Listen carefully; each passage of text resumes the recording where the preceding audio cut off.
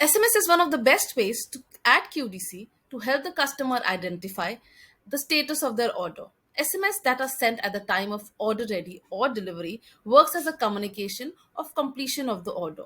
In this video, we will understand how to make sure that the SMS settings are done from the permissions for keeping the message active or inactive. It is important to make sure that the communication preference for the customer is kept on SMS.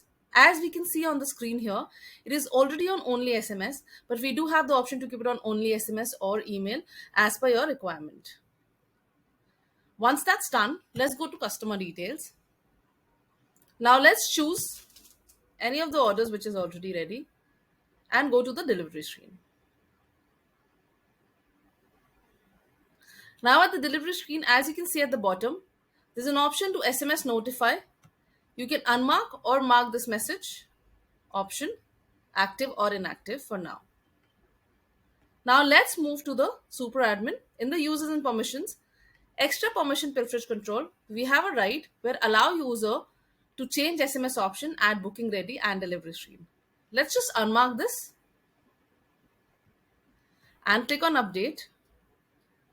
Once the user is updated, let's go back to the screen of the delivery and refresh it once.